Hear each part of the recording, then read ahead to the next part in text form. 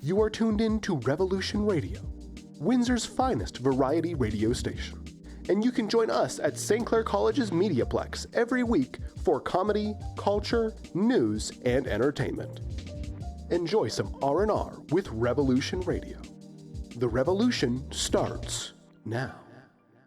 Good morning, Windsor. You're listening to Revolution Radio, and I'm your host, Owen Kohut. And joining me today for our final broadcast is Brandon Miles.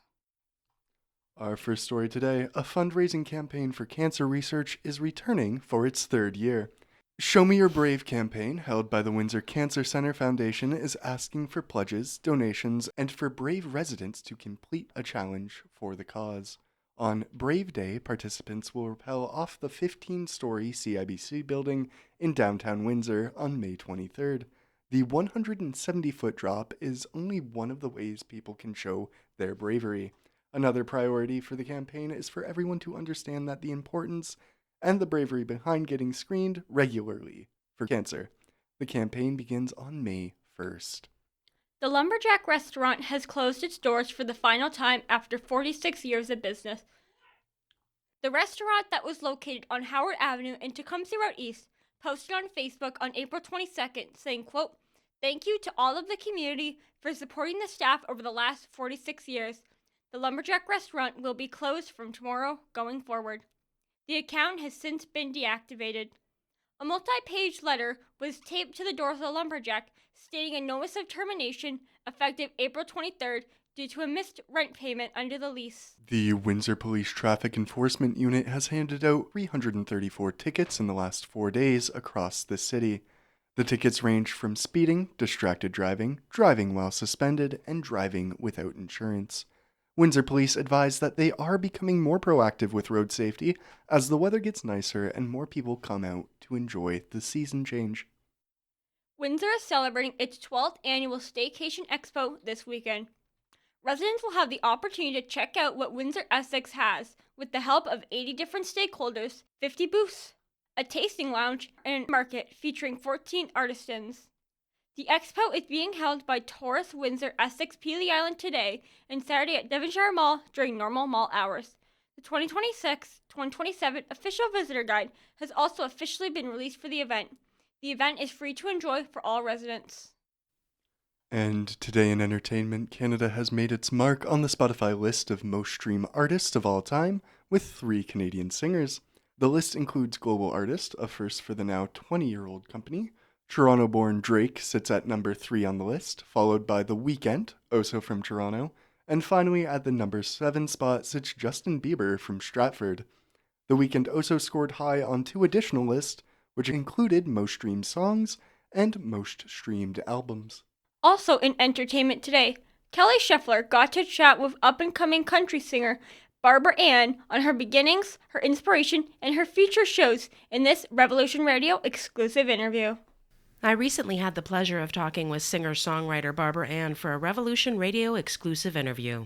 I always wanted to sing and play guitar growing up. I actually never started playing the guitar until about 5 years ago.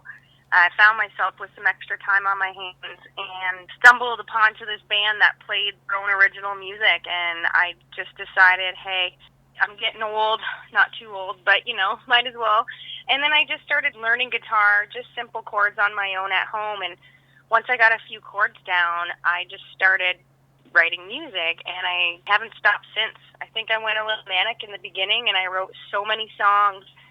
Some you'll never hear, some I don't even remember. But then I don't know, there was just something in me that didn't want to stop, and it's kind of where it all began for me. I did sing previously. My dad's band, he does like a rock cover kind of band, so I would sing every once in a while with him, but never really fully got into my passion until I started writing my own music. It's a late start, right? A lot of people I've even met, a lot of people started playing guitar when they were younger, and I was in my early 30s when I started playing guitar. Hey, I don't know, I haven't been able to put the guitar down since, so it's obviously something I was meant to be doing. And I love that for you too, especially. You find something you're that passionate about. So, and especially when you're talking about women in the music industry, having to fight for that place in the spotlight. So how are you, say, pushing through that glass ceiling, and where do you hope to go with your music? I feel like like I've been very fortunate and really on the positive side when it comes to my music, regardless if it's like getting a gig or not getting a gig or writing a song that you think everyone's going to love and they don't. I've found a lot of people are very welcoming to the music industry. I think once you start doing more music and you start showing up to all the gigs and you start putting out your music and putting all your work in, people then start to realize, okay, she's actually serious and this is what she wants to do. I haven't really felt any pushback. I find that I found so many new women friends in this industry that are all doing the same thing, and majority of everybody is so supportive, and I just love that about it. How do you feel about balancing your passion and your desire to put your music out there as far as that against being a mom or with being a mom? It's a lot of work, I'll tell you that. I work also a full-time-ish job and kids and with music, and the music part, singing and going to perform is easy, but there's a lot of work on the back end when it comes to your social media, your website, who's doing all your promo, and I do it all myself because it costs a lot of money to hire someone to do all of that. When the kids are here, my focus is on the kids because there's not really a minute in between three young boys where you can be like, hey, I just got to sit down and post something and, make up these things. So I try to find different ways when they're not here. If I have an hour or two, okay, I'm going to sit down and focus on what I need to do. And then when they're around, my kids, honestly, they're part of the reason why I do it. They love it. They love the music. They love singing with me.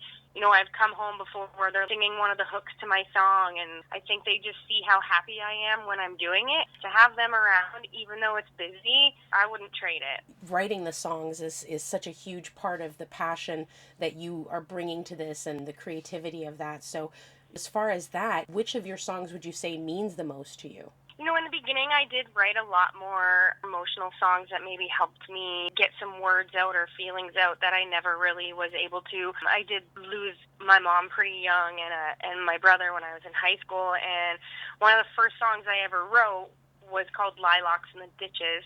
And you can stream it. It is out there. I don't generally perform it a lot because it's quite a sad song, but it was also one of the first songs that I put out, and it turned out to be such a beautiful song. So that one definitely means a lot to me. Lately, I've been out of that funk a little. I've just been writing a lot of fun songs. So one of my favorite songs is actually not out yet. We just finished recording it, and it's called A Little Country. And as a woman in country music, I like to get dressed up in my boots and my cowboy hat, and, I like to say, hey, y'all, and yeehaw. And over the last couple years, not that I was really made fun of for it, but also reminded, like, hey, you're from Southern Ontario, right? And I was like, yeah. So the song's kind of about that. It's kind of about going out and saying, hey, y'all, and yeehaw, singing every song with that Southern drawl. It's a lot of fun, and I'm excited to get this song out. As far as your songs go, do you have one particular lyric that would sum you up? Song that I wrote called Lit Up. It's actually on my website, and it's simple. It's like, when the vibe is right, we don't take it slow. So it's like, if you have a good feeling, something's happening, just go with it. Definitely check me out on social media. If your listeners are into country music, I like talking to fans too, and it's one of my big things. Fans, friends, family, whatever you want to call them, people I meet at shows. I get a lot of emails, and my email even says, feel free to message me anytime, and I am one of those people who will respond because it's very nice to get to know the people who want to listen to your music. Barbara Ann will be performing live at the Kingsville Pro Rodeo, July 24th to 26th. Don't forget to check out her music and links to platforms you can follow her on through bbnmusic.com. For Revolution Radio, I'm Kelly Scheffler. And now we'll look at your Windsor weather. Today will be cloudy with a thunderstorm in parts of the region late this afternoon, featuring potentially damaging winds and heavy downpours. The high will be 19. Saturday will be cooler with mostly cloudy skies and a high of 14. Hopefully a peak of sun occasionally in the afternoon. Sunday will be partly sunny with a high of 17 and breezy in the afternoon. The rest of the week is looking at temperatures between 20 and 11. And now, joining us in the middle of our broadcast is... Hi, happy to be here. My name is Tony Linguini. Thank you for having me on the show today. Hi, I'm Kelly Scheffler. I'm Joseph Bedard. Chris Dom is back with another Am I the Problem to discuss a submitted story with a panel. Welcome back to this week's Am I the Problem? I am your host, Chris Dom, with... Chelsea Sad. Tina Trong. Brenna Miles. I'm 28 years old and I've been with my boyfriend for about a year. I have several food allergies, gluten, dairy, and shellfish. My boyfriend's family invited me over for a big homemade dinner. I told his mom ahead of time that I have allergies. They already know this, but I remember them because I've had a couple of incidences with them because of this. And she said, "Don't worry, we'll have something for you." When I got there, everything had at least one ingredient I couldn't eat. I didn't want to make a fuss or go hungry, so I discreetly pulled out a Tupperware meal I made at home and started eating it. My boyfriend's mom looked offended and said I was being disrespectful and that I didn't trust her cooking. Later, my boyfriend told me I embarrassed him and should have just eaten around the allergens to keep the peace. Am I the problem? No. Yeah, no. No, I don't think Does the boyfriend so. want him to die? Yeah, this Okay. is like an issue. Here's the thing, though, and I'm sure they would have specified, but they didn't, so I'm just going to go there. Sometimes people with allergies, quote unquote, say they have allergies just to get out of eating something that they don't like. But if this is like a legitimate, if I have shellfish, I'm going to go into anaphylactic shock. Yes, I'm bringing my own Tupperware if you're not going to respect the food that's going to kill me potentially. And I honestly think he kept the peace by not saying anything. Yeah, exactly. He brought his own Tupperware. He didn't even tell Exactly. anyone he brought it. It was the girl that brought it, the girlfriend, not the The boyfriend. girlfriend. Yeah. My bad, yeah. Now, mind you, like, she said she discreetly pulled out the Tupperware. I mean, at the beginning, before dinner was served, she could have probably went into the kitchen and been like, "Here, I brought mine in a Tupperware. Let me plate it now so it doesn't look like I'm bringing out extra food in front of your meal." This way, it would have been served like kind of like at a wedding. Oh, you got the fish, you got the chicken, you got the roast beef or whatever. But even then, I don't think that's bad because, like she said, she's told them about this before. Oh, everything she was told the food would be Yeah, edible for yeah, her, and it was exactly. not. I guess I would have pulled out the Tupperware in front of everyone and been like, "Well, if I you mean- don't want me to eat, I'm Yeah. gonna just Yeah. keep You the didn't listen cell." to But, me. like, This is what you get. Yeah, the biggest thing to me is just the lack of respect. If you think I'm not respecting you by pulling out my own food that's safe for me to eat, you don't respect me by not making a meal I can eat. I was invited into your home, and you make something you know I cannot have. Right. And it makes you think if she were to invite them over and hold all of the food that they like because it's her allergies, what would they say? "Oh, well, you didn't cook anything that I liked. You just based it around your allergies." Exactly. Would they have been mad or would they have brought their Yeah. own food? You got to think about that Exactly. too. I don't know. I think at the end of the day, she's not the problem. Definitely No, not. I She feel was- like not at all. She was really respectful, I think, with that. And Definitely keeping the peace as much as she could. Yeah. She's And trying her best again, with her allergies, yeah. Yeah, and she was told that not to worry, And she did remind them. and she did have to worry. So It would be better if she Yeah. reminded them more and more, I feel like. Yeah. It just I feel like so, she has. like, just she drive had- the point home to like the point they're getting annoyed hearing with But I it. think Yeah. her bringing a Tupperware in means that she has reminded them multiple times and they just have not listened. And she Fair knew point. that. Yeah, So- good, that's yeah, a good there has to point. be a reason why she brought it out. Yeah. to She the went to family that dinner. extreme Yeah, to like exactly. prove her point. Yeah, because sometimes words don't hit home until you do some ridiculous action, and everyone's like, "Oh, Yeah. okay, I think I've crossed the line now." Or to prove a point, she could have just eaten it and Yeah. had a reaction. Yeah, It's her and- fault. It's her fault. Hot dog Sue would them be for great. attempted I homicide. tried to, yeah. I'd try to get money out of them. Hopefully right. you're not dead. So what do we all think? Not the problem? Not the problem. Not the problem. 4. Brenna Miles. Tina Trong. Chelsea said. I'm Chris Dom, and it's been a pleasure bringing you Am I the Problem each and every week here on Revolutionary Radio. Thanks for tuning in. The Revolution Roundtable met up to talk about their memories in the Mediaplex. What is everyone's favorite memory of the Mediaplex? We'll start with Owen. Owen, what's your favorite story of the Mediaplex? There's a lot to think about, dude. It's been an eventful 2 years. But I think, honestly, it's going to be just the day we filmed Matchmaker.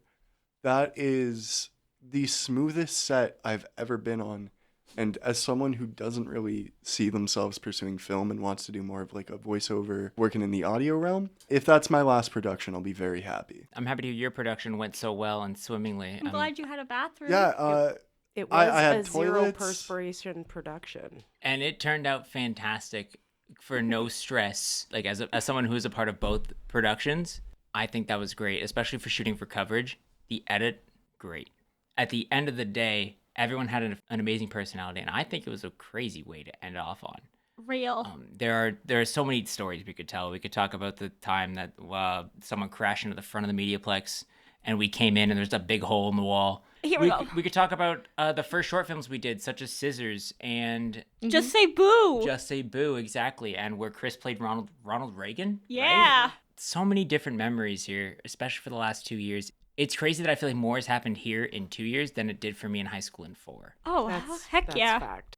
Us sitting in Mark's class, just kind of tinkering around on Photoshop or InDesign, whichever it was, and everyone just kind of pausing, looking at their phone and going, "So Tate's car just got rocked, eh?" That was good. That was really funny. What about you, Kelly?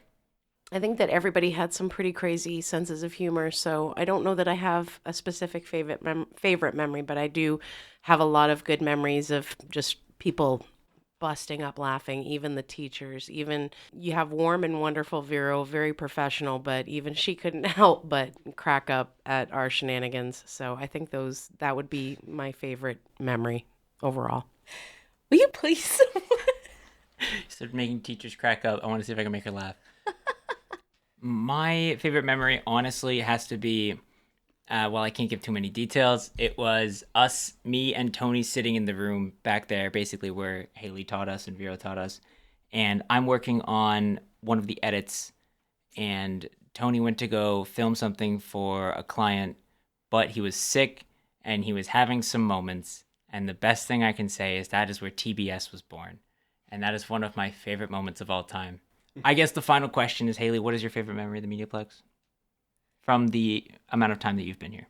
Oh, man. Not just with us. I have a lot. Getting to see all of you guys celebrating together on awards night and getting to be a part of that. Just, getting to teach you guys in general has been a pleasure. And getting to see how excited you guys are to have Otis Redding around, because we don't get that too often, is really cool too. So if he could talk, I'll speak on his behalf. Odie baby. That would be his thing. Thank you for lending him to all of us as an emotional support. Yeah. Well, I mean, you guys have been family, and it's been a pleasure working with you guys, and thank you for being a part of my Mediaplex experience. Thank you so much for listening to this Revolution Roundtable. Joining me was Kelly Scheffler, Brandon Miles, Joseph Bedard, and Haley Treelout.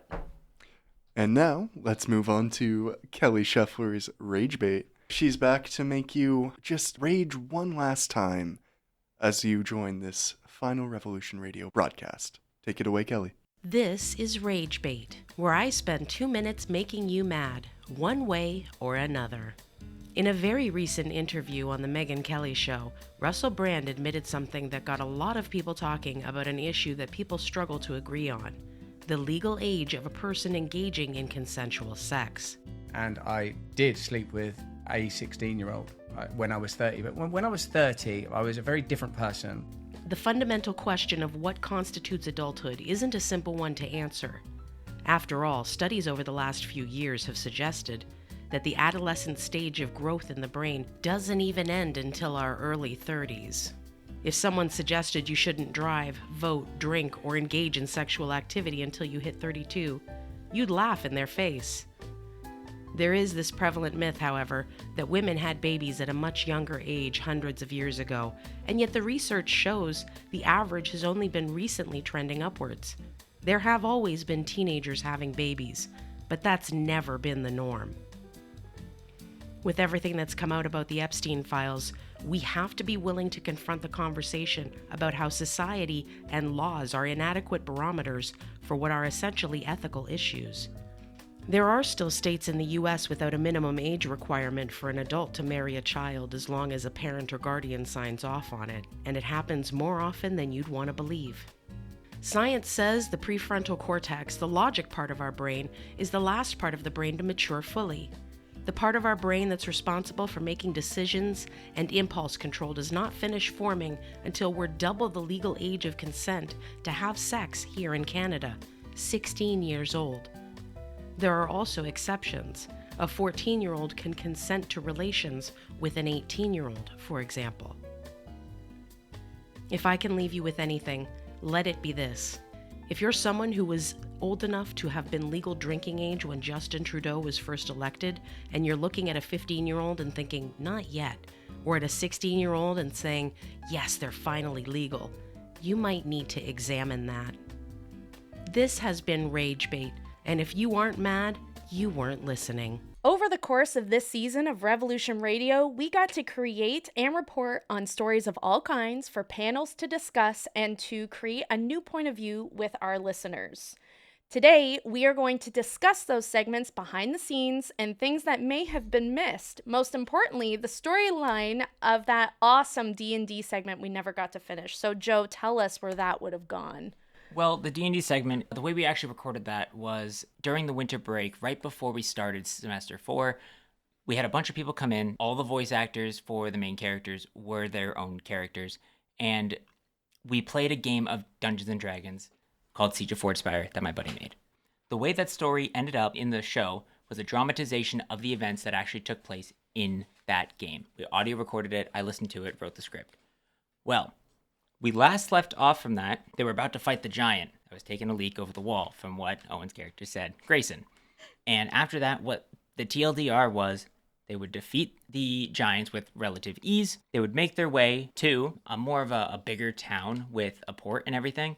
Party would split up, which you're not supposed to split the party in D&D, but it happened. It would be Grayson and... Can anyone remember what was... My brother's name was Delian. Thank you. Grayson and Delian would head towards the port to try to find a ship to possibly get across the lake. And then after they would go, Brianna and Natalie's character, they would head into the bar to try to just find a spot to sleep possibly, or find someone to talk to. And they would meet, from what the parties, at least when we played the game, a fan favorite character of Gurky. I like to play Gurky. That's my character. That's my voice. Do the voice. Yeah, I know. I'm doing it. Gurky likes to talk like this sometimes, and he likes to drug people, but he doesn't actually drug people. He gambles, a lot of gambling. He loves gambling. It's fantastic. So He is a sneaky one. he's a sneaky Gurky. Okay, everything happened. They found a ship captain. They were allowed onto the ship and tried to cross the river. The condition of getting a free ride across was to clear out the bowels of the ship because there was something down there. Turned out it was called a stalker, but basically an invisible massive bug with razor claws. They had to work creatively to try to actually find out where the monster was, the invisible monster, and be able to kill them. Finally, they did. They would defeat the boss, make it across the river, and then afterwards, they would finally be at the Forge Spire. They decided to take a secret passage around the backside, make it in, confront Galfanor, and they almost lost. Yeah, we were down on our butts. In the fight, I was safe away from the worm, actually. Just for the record. Yes. I was not allowed I to... was being strategic. I was not allowed to be friends with the worm. A couple people hid. One person went down several times, and and I think 2 people were down. I was definitely one of them. Almost died. Luckily, a friendly face that they met in the early days, known as Bellathon, busted through the window and came to save the day. Yeah! Bellathon was shown to be a very powerful sorcerer that was always in the right place at the right time. Unfortunately, once he saved everybody, that is where his story ended. Because during the final fight, right before Galfanor was defeated, Galfanor was able to take a dagger into the stomach of Bellathon, taking his life. Luckily, they would have been able to defeat Galfanor in the end, with Delian giving the final line of... I'm gonna kind of grab his shoulder and force him back down to the ground. And I'm gonna say, my name is Delian Malik, and Delian means hard to kill. You did not kill any of us. And I shove him in the throat. And that description you just gave was supposed to be the TLD. That was the short condensed That was the version, short actually. version. So, Owen, just for old time's sake, can we get one more dragon out of you? Hey, Owen, what do you like to fight? What do you see out in the distance? I'm sorry, who is this Owen person you speak of? Grayson, we're getting attacked by a dragon. Dragon! Thank you, sir. Thank you, sir. Appreciate it. So, Kelly, you are in charge of Rage Bait. Tell me, where do you get all of your inspiration for these segments from? The world, it's not difficult. You look around and you'll easily become mad enough if you're paying attention. Do you have a favorite segment? I think it's the one where I talk about men's mental health because I get accused by men all the time in ignoring their plight because I tend to be a bit more women-centric because as the research and stats show, we get ignored a lot. So, is there anything that you want our listeners to take forward with your messages from Rage Bait? Learn what the word patriarchy means and learn how, as not just women, but men are adversely affected by it, and try to deprogram accordingly. Brianna, you were in charge of our entertainment section. I was. And you did a little spin on weird news one time involving Gerald the dolphin. Gerald's looking for me, guys. If he asks where I am, don't tell him. I thought I heard some flippers knocking on my window. Tell me though, Bri, where did your interest in entertainment start and what does it encompass? I've always been chronically online. If there's some drama going on in the world, I definitely know of it. The newest and hottest thing to hit the webs, I know of it. I've just always loved being online and interacting with people. And I scroll a lot of like Twitter and Facebook, so I see everybody's different opinions. A lot of those opinions aren't very nice, so I try to put not to like sugarcoat things, but I try to be a bit more happy. Like I talked about the Super Bowl halftime show. A lot of people were like, ooh, this sucks. This isn't American. He was a wonderful performer. There were so many messages about his culture, and it was just super nice to see something that could bring people together. Okay. I just loved to talk about the things that were going on in the world that were still news in a way, but they weren't hard-hitting. You have to think about it. Just so you could turn your brain off a little bit and enjoy and be like, that's really fun. And Owen, you have been a host for the show for a majority of the season. What is something that you've taken away from that experience?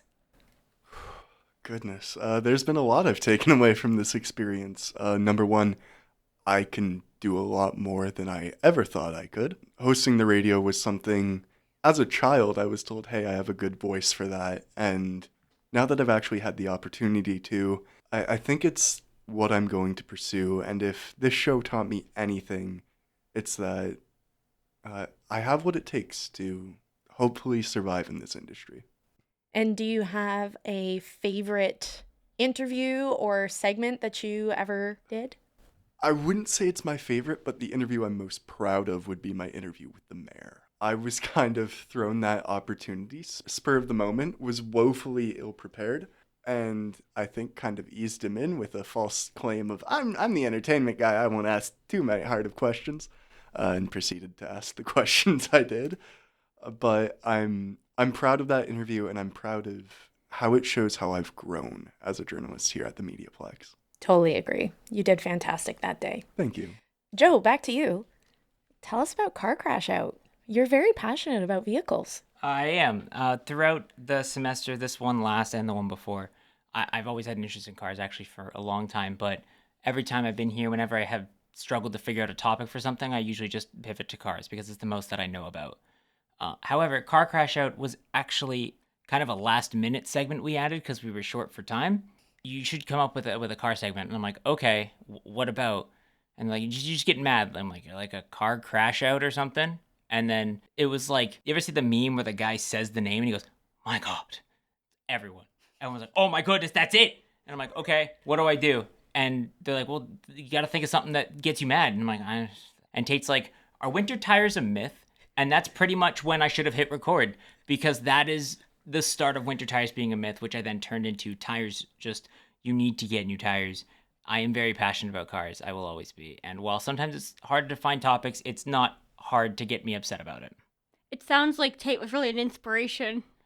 Tate's car is never mind.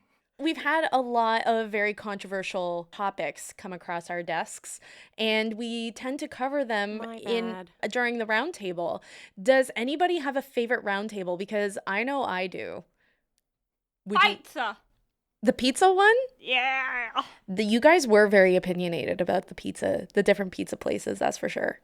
I know. I think I know what yours is. Yours is the one where Tate and Bon Jovi were mentioned. That was hilarious. Bon Jovi's not in the Rock and Roll Hall of Fame. Not in the Rock and Roll Hall of Fame. He was so upset for that one. Oh, and that's a surfer dude. That's not Tate. Between that and the ad lib of the dinosaur purses, where you guys were talking about saber-tooth pants, and Jackets. Yeah, jackets. That's what it was. Yeah. It was such a fun segment to do with you guys. And even though every week we were like, oh my God, what are we going to talk And about even this though you week? had to edit out a lot. There was a lot of editing, but we somehow made it through, and it was always at least a 5-minute conversation. Even the cartoon one, that could have gone on for way longer. That could have been a 45-minute special. I remember sitting back here and you guys instantly, I didn't know the topic at the time I was editing, and Haley mentions that it's old cartoons. I'm like, oh, look, I know an old cartoon that she can mention. And I start typing in Little Bear, and as I go to turn the phone to Haley, she's like, Little Bear. And I internally, Kelly, I did the same thing I did with the tractor.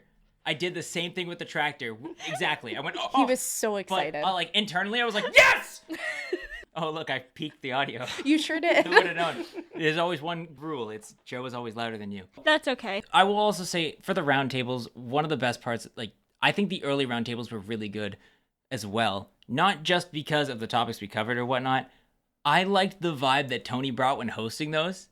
Mm-hmm. It was more or less, it wasn't just a standard talk. It was like, I'm here today with these people. This is what we're going to be talking about. So, Owen. He brought a lot of energy. A lot of energy. We love Tony. I think Tony he called me a media professional at some Yes, point. he did. I was some sort of falsified pro. It was on opposite day. Yeah.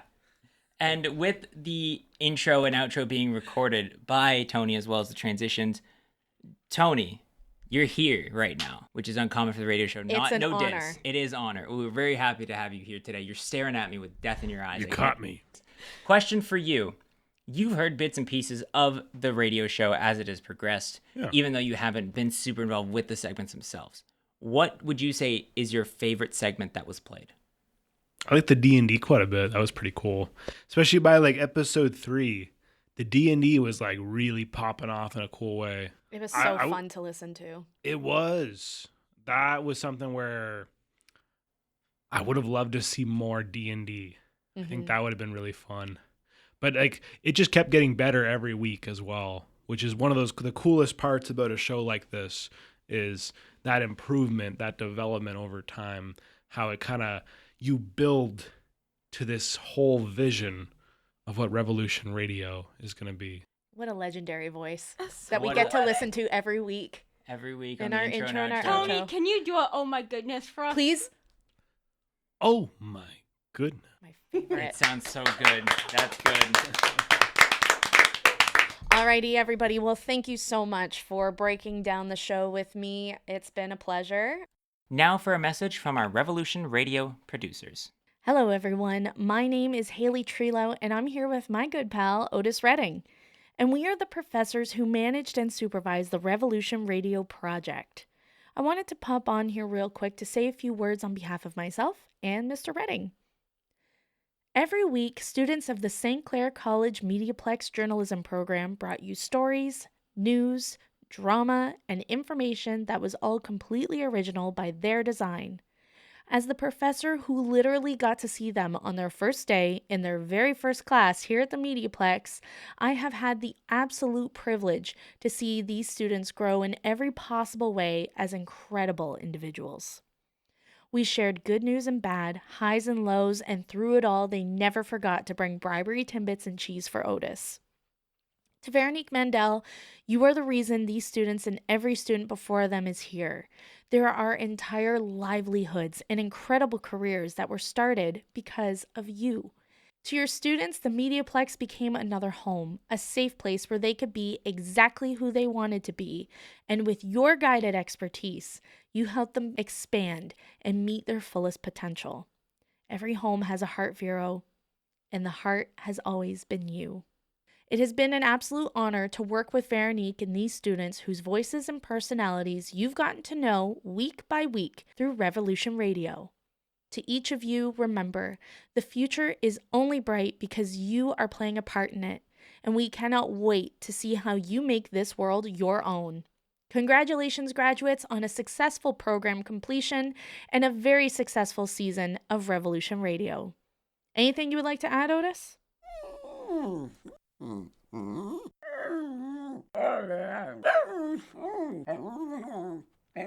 Well, I couldn't have said it better myself, buddy. This has been Haley Treelout and Otis for a final special message here at the Mediaplex. That's it for us today. Thank you so much for tuning into Revolution Radio, the only R&R that's less relaxing and far more informative. For the final time here at the Mediaplex, I'm Owen Kohut. And I'm Brandon Miles. Have a safe summer, everyone. Happy birthday, Joe! Woo! Thank you for joining us at Revolution Radio. This show would not be possible without our talented cast and crew. Owen Kohut, Kelly Scheffler, Natalie Reinhardt, Joseph Bedard, Zachary Balog, Haley Trelo, Brianna Miles, Teresa Jaworski, Chris Don, Kate Beamer, Jonathan Beneteau, Marshall Kewen, Chelsea Saad, Otis Redding, and Tony Tavaleri. Check us out at Revolution Radio Windsor on Substack, YouTube, and TikTok.